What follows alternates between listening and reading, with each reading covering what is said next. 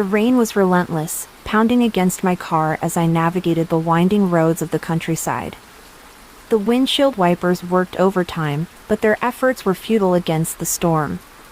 Lightning streaked across the sky, illuminating the dark silhouette of the trees that lined the deserted road.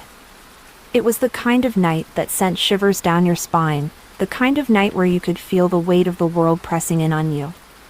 I had been driving for hours, my destination nothing more than a blurry memory in the back of my mind. The storm had caught me by surprise, turning what should have been a routine journey into a treacherous ordeal. Desperate for shelter, I scanned the horizon for any sign of refuge. And then I saw it, an old abandoned house, its decrepit facade barely visible through the sheets of rain. It stood alone in the darkness, a lonely sentinel in the midst of the storm. Without hesitation, I veered off the road and pulled up in front of the house. The rain beat down mercilessly as I stepped out of the car, my clothes instantly drenched. Ignoring the voice of reason in the back of my mind, I made my way to the front door and pushed it open with a creak. The hinges protested loudly, as if warning me to turn back while I still could. But I pressed on, my curiosity getting the better of me. The air inside was thick with the smell of dampness and decay, and I could hear the faint sound of water dripping from somewhere within the house. My footsteps echoed off the walls as I ventured further inside, my flashlight casting long shadows that danced across the floor. The interior was just as I had expected, abandoned furniture covered in dust, cobwebs clinging to every corner, and the faint remnants of a life long since forgotten. It was eerie, yet strangely fascinating, like stepping back in time to a place where memories lingered. I wandered from room to room, my senses on high alert for any sign of danger. But aside from the occasional creak of the floorboards beneath my feet, the house remained eerily silent. It was almost as if it were holding its breath, waiting for something to happen. And then, as I reached the top of the stairs, I heard it, a soft whisper, barely audible above the sound of the rain. My heart skipped a beat as I turned to see where it was coming from, my flashlight trembling in my hand. The hallway stretched out before me, shrouded in darkness. I could feel eyes watching me from the shadows, their gaze piercing through the veil of night. My instincts screamed at me to run, to flee from whatever unseen presence lurked within the house. But I couldn't bring myself to leave. There was something about the place that drew me in, something that whispered of secrets waiting to be uncovered. With trembling hands, I took a step forward, determined to unravel the mystery of the abandoned house. As I made my way down the hallway, the whispers grew louder, their words indistinct yet filled with a sense of urgency. It was as if the house itself were trying to tell me something, to warn me of the danger that lurked within its walls. And then, without warning, the whispers stopped. The silence was deafening, broken only by the steady rhythm of the rain outside. I stood frozen in place, my senses on high alert for any sign of movement. And that's when I saw it, a shadowy figure standing at the end of the hallway, its form barely visible in the dim light. My blood ran cold as I realized I was not alone in the abandoned house. For a moment, we stood locked in a silent standoff, the figure watching me with eyes that glowed in the darkness. And then, with a sudden burst of movement, it vanished into the shadows, leaving me alone in the empty hallway. I wanted to run, to flee from the house and never look back. But something held me in place, a curiosity that refused to be quenched. With a deep breath, I continued down the hallway, determined to uncover the truth behind the mysterious figure. Room by room, I searched, my flashlight illuminating the dusty corners and forgotten artifacts of the past. But the figure remained elusive, its presence lingering like a ghost in the darkness. And then, as I reached the final room, I saw it, a photograph, old and faded, lying on the floor amidst a pile of debris. I picked it up, my hands trembling as I studied the faces staring back at me. It was a family portrait, taken many years ago. The faces were familiar, yet hauntingly distant, as if frozen in time. And there, standing in the center of the photograph, was the figure I had seen in the hallway, a young girl, her eyes filled with a sadness that seemed to reach out from beyond the grave. As I gazed at the photograph, a chill ran down my spine. I knew then that the abandoned house held more than just memories. It held secrets, secrets that had been buried for far too long. And as the storm raged on outside, I vowed to uncover the truth, no matter what dangers lay in wait within the walls of the abandoned house. For sometimes, the things we fear the most are the things we most desperately need to understand.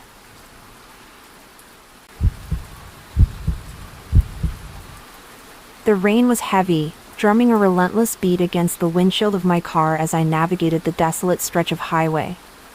It was late, well past midnight, and fatigue weighed heavy on my shoulders. The only illumination came from the flickering glow of my headlights, casting eerie shadows on the road ahead. I was making my way home after a long day at work, my mind still buzzing with deadlines and unfinished tasks. The storm had caught me off guard, turning what should have been a routine drive into a nerve-wracking journey. As I rounded a bend, I spotted him, a lone figure huddled by the side of the road, his silhouette barely visible through the sheets of rain. His thumb jutted out, a desperate plea for assistance. Despite the warnings echoing in my mind, I felt a pang of sympathy tug at my conscience. I slowed to a stop beside him, the roar of the rain drowning out any semblance of sound. The man approached, his form obscured by the darkness. I rolled down the window, the cold night air rushing in to greet me. "Need a lift?" I called out, my voice barely audible above the storm. He nodded, a grateful smile playing at the corners of his lips.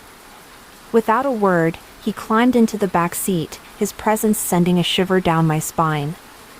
I stole a glance at him in the rearview mirror, but his features remained hidden in the shadows.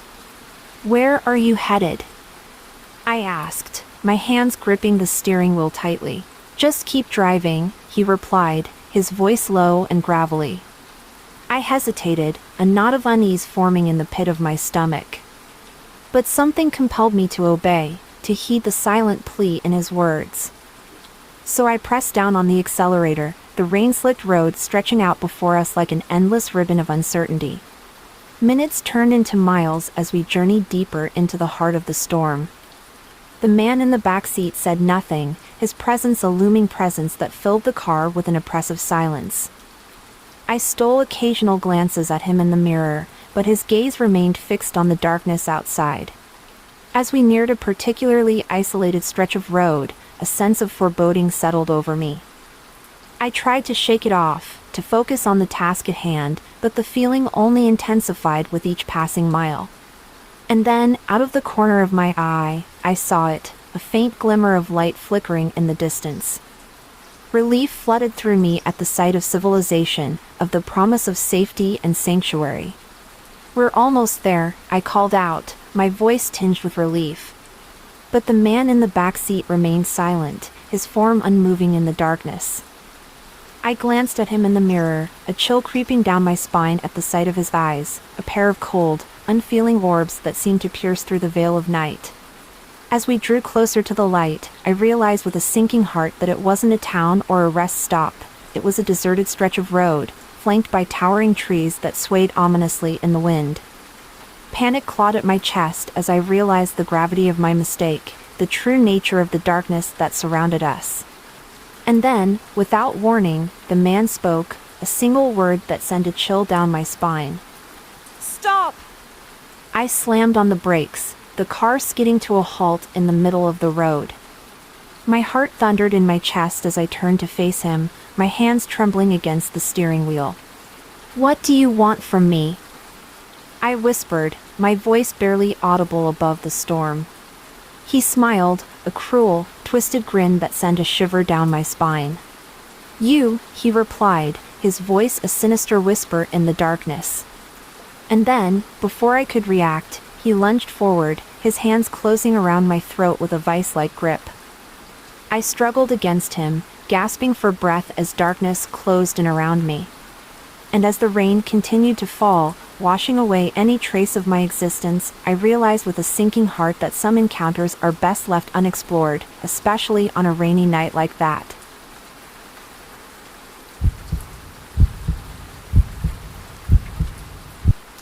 The rain hammered against the windshield as I drove down the winding country roads, the darkness swallowing everything beyond the reach of my headlights.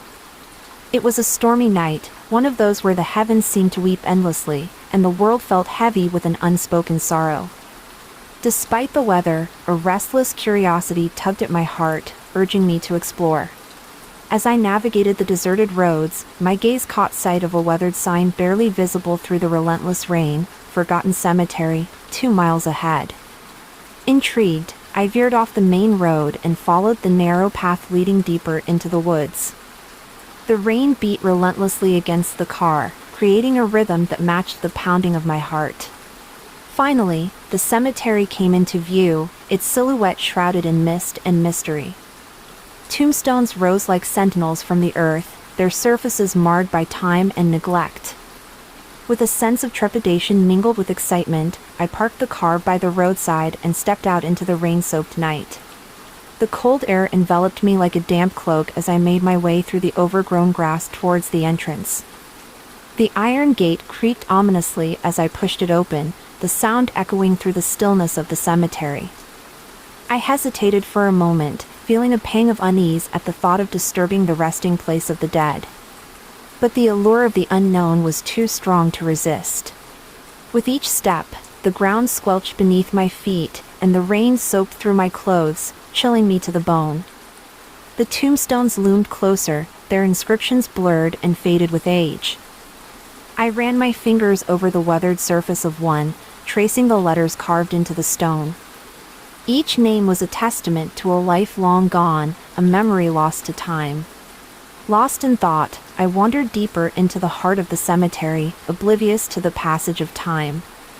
The rain continued to fall, a relentless downpour that obscured the world in a veil of gray.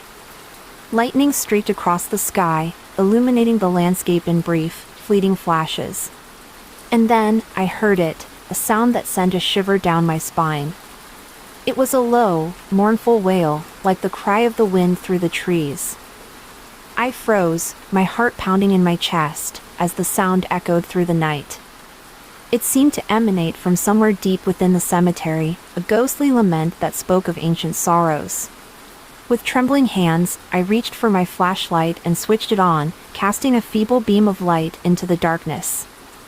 The rain danced in the glow, casting eerie shadows that seemed to move and shift with a life of their own. I took a hesitant step forward, my senses on high alert, as I followed the sound of the wailing. As I drew closer, the wail grew louder, filling the air with its haunting melody. And then, I saw them, shadowy figures moving among the tombstones, their forms indistinct in the dim light. My heart lurched in my chest as I realized what I was witnessing, the spirits of the dead, rising from their graves to roam the earth once more. Panic surged through me, threatening to overwhelm my senses, but I forced myself to remain calm. With trembling hands, I reached for my phone and dialed for help, praying that someone would answer. But there was only silence on the other end, broken only by the sound of the rain. Desperate, I turned to flee, but the path seemed to twist and turn, leading me deeper into the maze of headstones. The rain fell harder now, a torrential downpour that soaked me to the bone. And all the while, the wailing grew louder, filling my ears with its mournful lament. I stumbled and fell, the wet grass slick beneath my feet, but I forced myself to keep going. I couldn't shake the feeling that I was being watched, that unseen eyes followed my every move. And then, in the darkness, I saw them, the spirits of the dead, their hollow eyes fixed on me with a hunger for the living. Terrified, I scrambled to my feet and ran, my heart pounding in my chest, my breath coming in ragged gasps. I didn't know where I was going, only that I had to escape the clutches of the restless dead. But no matter how fast I ran, the cemetery seemed to stretch on endlessly, its twisted paths leading me in circles. And then, just when I thought I couldn't go on, I saw a light in the distance, the faint glow of civilization beckoning me home. With a surge of adrenaline, I pushed myself forward, ignoring the burning ache in my muscles, the pounding of my heart. Finally, mercifully, I burst through the trees and into the clearing beyond. The rain fell in sheets around me, drenching me to the bone, but I didn't care. I had escaped the clutches of the forgotten cemetery, and I was alive. But as I looked back one last time, I couldn't shake the feeling that the spirits of the dead still watched me from the darkness, their mournful wails echoing in my ears. And I knew then that some secrets were never meant to be unearthed, especially on a rainy night like that.